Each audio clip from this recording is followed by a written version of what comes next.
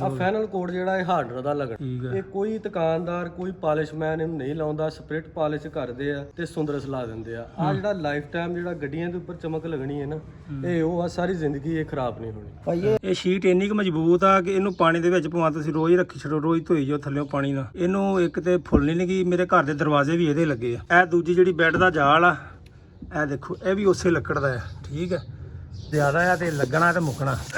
ਚਲੋ ਨਾਲ ਰਿਓ, ਅੱਜ ਤੁਹਾਨੂੰ ਬੈੱਡ ਦਿਖਾਵਾਂਗੇ ਇਨਸ਼ਾਅੱਲਾ।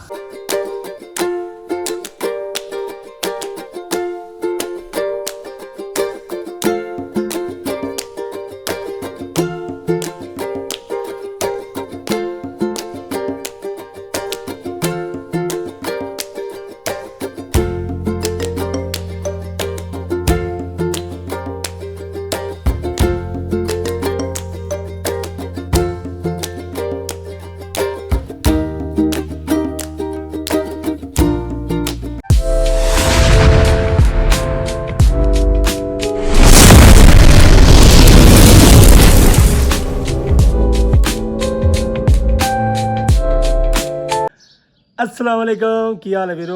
ठीक हो? उम्मीद करते हैं सारे ठीक होंगे। ਤੁਹਾਡੇ ਸਾਰਿਆਂ ਦਾ ਵੈਲਕਮ ਤੁਹਾਡੇ ਆਪਣੇ ਲਿਆਕਤ ਭਾਈ ਦੇ ਵਲੌਗ 'ਚ।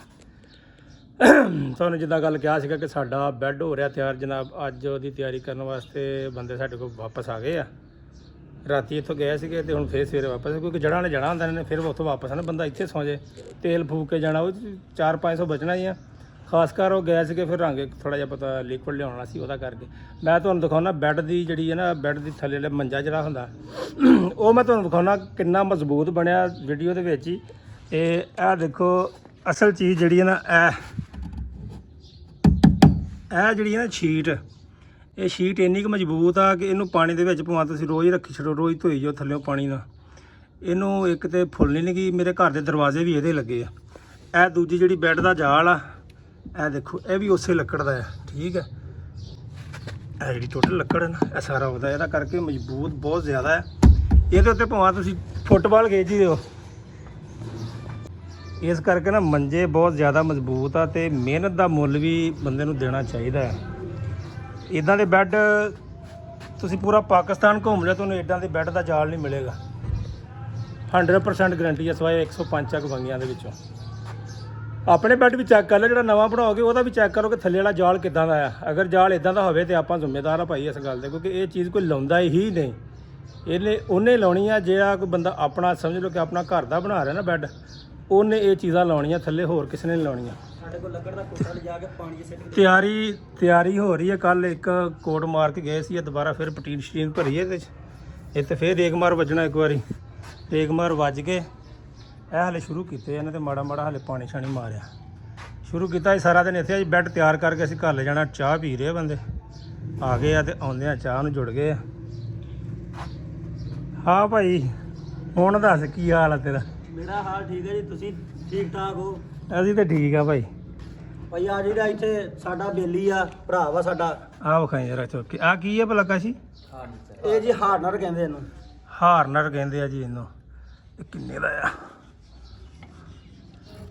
ਕੀ ਰੇਟ ਆ ਭਾ? ਕਿੰਨੇ ਦਾ? ਹਾਫ ਆ, ਅੱਧਾ ਲੀਟਰ ਆ, ਕਿੰਨਾ ਹੈ? ਇਹ ਤੇ ਇਹ ਦੋਵੇਂ ਹੀ 3500 ਦਾ ਜੀ। ਇਹ ਦੋਵੇਂ ਚੀਜ਼ਾਂ ਮੁਕੰਮਲ ਹੋ ਕੇ ਤੇ ਫਿਰ ਇਸਤੇਮਾਲ ਹੁੰਦੀਆਂ। ਆ ਕੈਮੀਕਲ ਆ ਤੇ ਉਹ ਹਾਰਡਵੇਅਰ। ਆ ਕੈਮੀਕਲ ਆ ਤੇ ਉਹ ਹਾਰਡਵੇਅਰ। ਠੀਕ ਆ, ਇਹਨੂੰ ਗਲਾਸ ਫਿਨਿਸ਼ ਕਹਿੰਦੇ ਆ। ਗਲਾਸ ਫਿਨਿਸ਼ ਬਹੁਤ ਘੱਟ। ਤੁਹਾਨੂੰ ਅੱਗੇ ਵੀ ਦੱਸਿਆ ਨਾ, ਗਲਾਸ ਫਿਨਿਸ਼ ਉਹਨੂੰ ਹੀ ਵੱਜਣੀ ਆ ਜਿਹੜਾ ਕੋਈ ਆਪਣੇ ਘਰ ਦਾ ਬੈੱਡ ਬਣਾ ਰਿਹਾ ਬੰਦਾ। ਅਗਰ ਤੁਸੀਂ ਪੈਸੇ ਦੇ ਕੇ ਕੰਮ ਕਰਾਉਣਾ ਤੇ ਫਿਰ ਤੇ ਉਹ ਤੁਹਾਨੂੰ ਮਾਰ ਦੇਣਗੇ। ਅਦਰਵਾਈਜ਼ ਜਿੰਨੇ ਵੀ ਆ, ਜ਼ਿਆਦਾਤਰ 100 ਚੋਂ 90% ਲੋਕ ਉਹ ਇਹ ਚੀਜ਼ ਇਸਤੇਮਾਲ ਹੀ ਨਹੀਂ ਕਰਦੇ।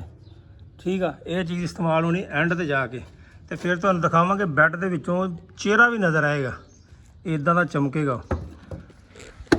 ਆਹ ਸਾਡੇ ਸਾਰੇ ਤਿਆਰ, ਚਾਹ ਉਹਨਾਂ ਨੇ ਲੱਗ ਪੀ ਲਈ ਆ, ਹੁਣ ਲੱਗੇ ਕੰਮ ਸ਼ੁਰੂ ਹੋਣ ਤੇ ਸ਼ਾਮ ਤੱਕ ਆਪਣਾ ਬੈੱਡ ਮੁਕੰਮਲ ਹੋਣਾ। ਸ਼ਾਮ ਤੱਕ ਸਾਰਾ ਦਿਨ ਫਿਰ ਬੈੱਡ ਤੇ ਲੱਗਣਾ ਨੇ, ਤੇ ਇੱਕ ਦਿਨ ਦੇ ਵਿੱਚ ਅਗਲੇ ਬੈੱਡ ਵੀ ਤੇ ਸੇਫ ਅਲਮਾਰੀਆਂ ਵੀ, ਉਹ ਡਰੇਨਿੰਗ ਸਾਰਾ ਕੁਝ ਕਰਕੇ ਅਗਲੇ ਚਕਾ ਕੇ ਪਰੇ ਮਾਰਦੇ ਆ। ਯਾਨੀ ਪੂਰਾ ਸੈੱਟ ਤਿਆਰ ਕਰ ਦਿੰਦੇ ਇੱਕ ਦਿਨ ਦੇ ਵਿੱਚ। ਤੇ ਇਹ ਬੈੱਡ ਨੂੰ ਅਜੇ ਰੰਗ ਕਰਨ ਲੱਗਾ 2 ਦਿਨ ਹੋ ਗਏ। ਕੱਲ ਪੂਰਾ ਦਿਨ ਰਗੜਾਈ, ਇੱਕੋ ਹੀ ਕੋਟ ਵੱਜਾ, ਤੇ ਅੱਜ ਦੂਜਾ ਦਿਨ ਆ। ਦੂਜੇ ਦਿਨ ਦੀ ਸ਼ਾਮ ਨੂੰ ਜਾ ਕੇ ਇਹਨੇ ਮੁਕੰਮਲ ਹੋਣਾ ਤੇ ਫਿਰ ਘਰ ਪਹੁੰਚਣਾ।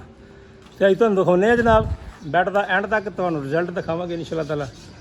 ਆਪਣੇ ਕੰਮ ਤੇ ਸਟਾਰਟ ਹੋ ਗਏ। ਅਗਲੇ ਚਾਹ ਪੀ ਕੇ 1 ਮਿੰਟ ਵੀ ਵੇਟ ਨਹੀਂ ਕੀਤਾ, ਕਿਉਂਕਿ ਕੰਮ ਬਹੁਤ ਮੈਂ ਦੱਸ ਰਿਹਾ ਸੀ ਇਹ ਲੱਕੜ ਦੇ ਬਾਰੇ। ਲੱਕੜ ਦੇ ਦਰਵਾਜ਼ੇ ਮੇਰੇ ਘਰ ਲੱਗੇ ਆ ਤੇ ਤਕਰੀਬਨ ਨਾ ਘਰਾਂ ਦੇ ਵਿੱਚ ਤੁਹਾਨੂੰ ਪਤਾ ਕੋਈ ਤੱਪੜੀ ਛੱਪੜੀ ਮਾਰਨੀ, ਦਰਵਾਜ਼ੇ ਸਾਫ਼ ਕਰਨੇ, ਉਹ ਧੋ ਦਿੰਦੇ ਆ ਦਰਵਾਜ਼ਿਆਂ ਨੂੰ 8 ਦਿਨੀ 15 ਦਿਨੀ ਧੋ ਦਿੰਦੇ ਆ। ਵਾਸ਼ਰੂਮਾਂ ਦੇ ਦਰਵਾਜ਼ੇ ਵੀ ਉਹ ਲੱਗੇ, ਲੇਕਿਨ ਲੋਕੀ ਵਾਸ਼ਰੂਮਾਂ ਦੇ ਦਰਵਾਜ਼ੇ ਜਿਹੜੇ ਹੁੰਦੇ ਨਾ ਦੂਜੇ ਪਲਾਸਟਿਕ ਦੇ ਜਾਂ ਇਦਾਂ ਦੇ ਹੁੰਦੇ ਤਾਂ ਕਿ ਪਾਣੀ ਨਾ ਗਲਣਾ। ਮੇਰੇ ਵਾਸ਼ਰੂਮਾਂ ਦੇ ਦਰਵਾਜ਼ੇ ਵੀ ਇਸੇ ਲੱਕੜ ਦੇ ਲੱਗੇ ਆ ਤੇ ਵਾਸ਼ਰੂਮ ਦੇ ਵਿੱਚ ਦਰਵਾਜ਼ਾ ਇੰਨੀ ਛੇਤੀ ਕਾਢ ਨਹੀਂ ਕੱਢਦਾ ਲੱਕੜ ਲੁੱਕੜ ਦੀ ਕੋਈ ਵੀ। ਇਹ ਜਿਹੜੀ ਲੱਕੜ ਹੈ ਨਾ, ਇਹ ਅਗਰ ਤੁਸੀਂ 10 ਦਿਨ ਵੀ ਪਾਣੀ 'ਚ ਰੱਖੀ ਛੱਡੋ ਇਹ ਫੁੱਲੇਗੀ ਨਹੀਂ ਭੋਰਾ ਵੀ। ਉਹ ਸਾਡੀ ਗਰੰਟੀ ਆ। ਇਸ ਬੈੱਡ ਦੀ ਵੀ ਉਹੀ ਗਰੰਟੀ ਆ ਕਿ ਇਸ ਬੈੱਡ ਦੀ ਮਜ਼ਬੂਤੀ ਵੀ ਉਸ ਲੱਕੜ ਦੀ ਵਜ੍ਹਾ ਤੋਂ ਜ਼ਿਆਦਾ ਹੈ। ਬਾਕੀ ਵਿਖਾਉਂਦੇ ਆ ਤੁਹਾਨੂੰ ਸਾਰਾ ਦਿਨ। ਅੱਛਾ ਕਾਸ਼ੀ ਭਾਈ ਇੱਥੇ ਕਿਹੜੀ ਕਿਹੜੀ ਸ਼ੈ ਵੱਜਣੀ ਹੈ ਤੇ ਕਿੱਦਾਂ ਕਿੱਦਾਂ ਵੱਜਣੀ ਹੈ? ਭਾਜੋ ਇਹਦਾ ਹੈਗਾ ਵੁੱਡ ਸਿਲਰ। ਕਿਹੜਾ ਵੁੱਡ ਸਿਲਰ ਹੈਗਾ ਵਾ। ਅੱਛਾ। ਇਹ ਵੁੱਡ ਸਿਲਰ ਲਾ ਕੇ ਉੱਤੇ ਪਾਣੀ ਨਾਲ ਮਜਾਈ ਹੋਣੀ ਇਹਦੀ। ਹਾਂ। ਉਸ ਤੋਂ ਬਾਅਦ ਅਸੀਂ ਲਾਣਾ ਲੈਕਰ। ਲੱਕੜ ਆ ਹੈਗਾ ਜੀ ਆਪਣੇ ਕੋਲ ਲੈਕਰ। ਠੀਕ ਆ। ਇਹ ਵੀ ਸ਼ੀਸ਼ਾ ਲੈਕਰ ਆ। ਲੈਕਰ ਲਾ ਕੇ ਫੇਰ ਤੇ ਰੇਕ ਤੇ ਮੈਂ ਕਿਹਾ ਇਦਾਂ ਜਿਵੇਂ ਗੱਡੀਆਂ ਤੇ ਮਾਰਨ ਵਾਲਾ ਨਹੀਂ ਆ ਕਾਰਾਂ ਦਾ ਸਾਰਾ ਹੈਗਾ ਸ਼ਾਨ ਜਿਹੜੀ ਦਿੰਦੇ ਆ ਨਾ। ਮਾਰਨੀ। ਉਸ ਤੋਂ ਬਾਅਦ ਚੱਲ ਜਾਣਾ ਅਸੀਂ ਹਾਰਡਵੇਅਰ ਦੇ ਉੱਪਰ।